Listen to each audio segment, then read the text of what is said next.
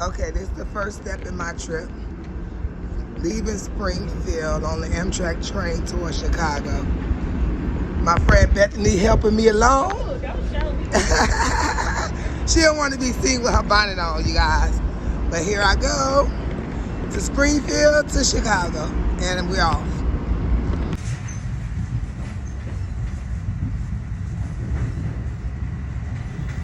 On this train.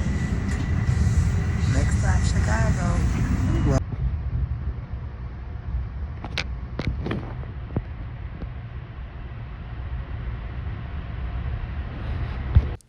made it to Chicago. Welcome to Union Station. Next step, took a lift from Union Station to O'Hare Airport, and this is the road. Not much traffic. I was happy about that for sure. First right here, going to New York from Chicago. This plane is super packed. I'm in the wrong seating area. I'm supposed to be in the main cabin, but yeah, an hour and 50-minute ride. They sent to JFK, and I'm excited. See y'all there. Okay, we landed in New York. This is my first time in this airport. I mean, it just looked blah. I don't know. It's like weird looking airport, but I'm going outside real quick so I can come back up in. They changed the flight gates over and over again. I hear the man saying, but yeah, it's almost the last step to Ghana. See you there. Walking through JFK Airport to go outside for a minute, and this tell you what, this is a long freaking walk. It's very long. I'm like, what is the end of this dang old airport to get out? Let's see what that's at. Exit. Ahead. You gotta keep walking. The exit is ahead. Baggage claim. Air train. Hopefully I don't gotta get on no train to go outside. I can figure it out. I can come back to you. Okay, we got to come up here and do the document checks, even though they did it in Chicago, but they got to do it here too. And then temperature check. The documents they check is your visa for one. I had a visa on arrival, so I just had a paper stating that I would get my visa once I land in Accra. You have to have a PCR test done and completed within 72 hours before your flight, and they make sure it's 72 hours and make sure it's a PCR. You also have to have the $150 the PCR test paid for when you land in Accra before you can get on the flight also. So all these things is important, so make sure you have all the documentation you need so you can be able to fly with no problems. Yeah, this is different. I'm walking downstairs to go down. Do I gotta climb upstairs outside? I'm gonna freak the fuck out if I do. Well, excuse my language. This is one. Hold on a second. Make sure I got all the stuff.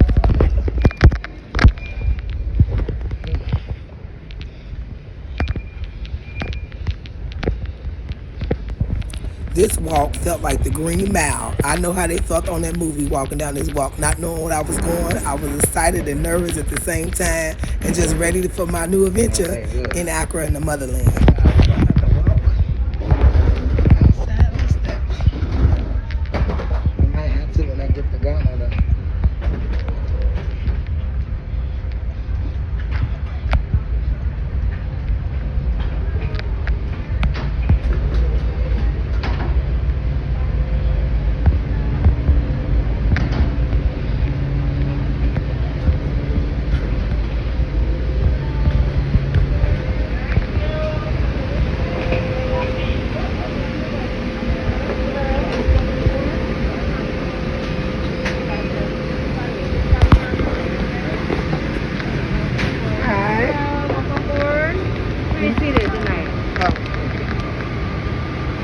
Okay, just stay here on your right.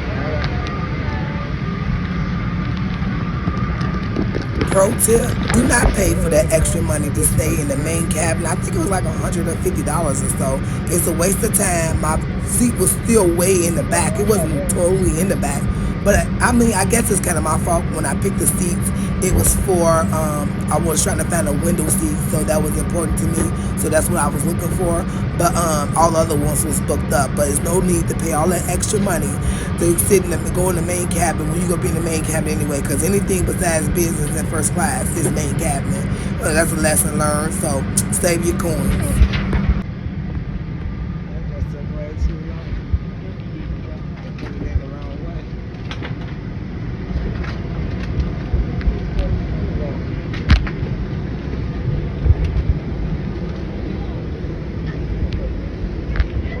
This is the main cabin here.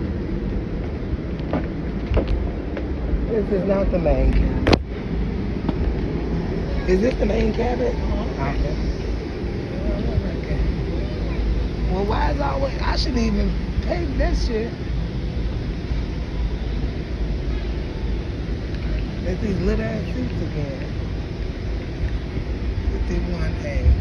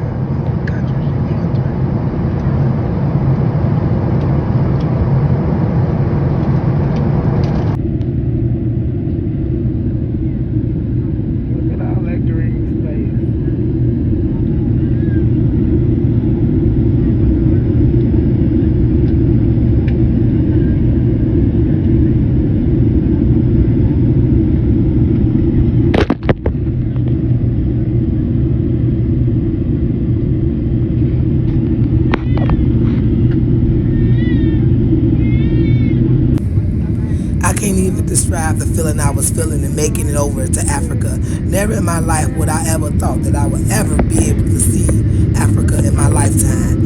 And just to go over and see in the windows of the airplanes all these beautiful homes, these mansions, these streets and everything like that, that everything is different than what I've been told in my entire life from a child, even as an adult. And a lot of us over here is still confused and don't understand just how beautiful it is. Vast lands, beautiful mansion homes, malls, shopping areas, markets, everything. From everything we've been taught and told about Africa, we've been totally lied to. And I'm just so honored that I was able to see it for myself.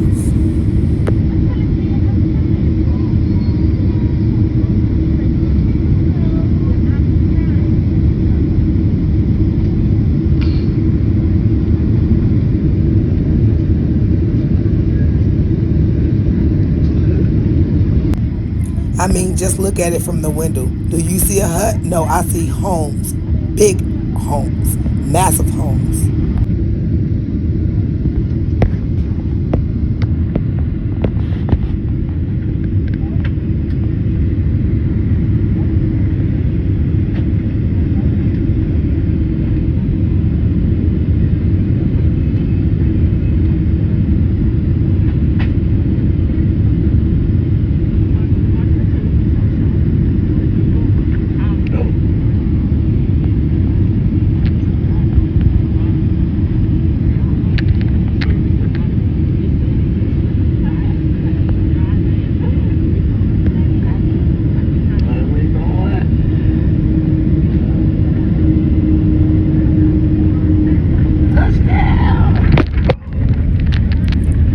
was so excited. I can't even explain how excited I was about this moment. I felt so, I don't even know how to describe it or put it in words. But it was a great feeling, a feeling that I never felt before. To touch down in Africa by myself. It was a great elder sitting next to me. He was very cool and told me all kind of things. I forgot his name, but if you're watching this, thank you. The elder was trying to make sure I had everything I needed so I won't have any delays.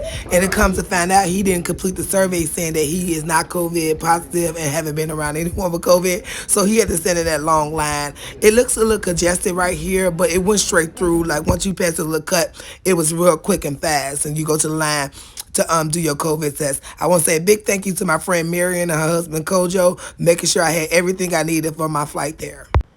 Kojo helped me get my visa on arrival, which made it easier for procrastinators. That's a very good thing to have. I was last minute with trying to get my visa together, and I did not want to send over my passport, so he made it happen that I was able to get the visa on arrival with no problems. It's more money, though, but it helps if you're a procrastinator. Thanks a lot.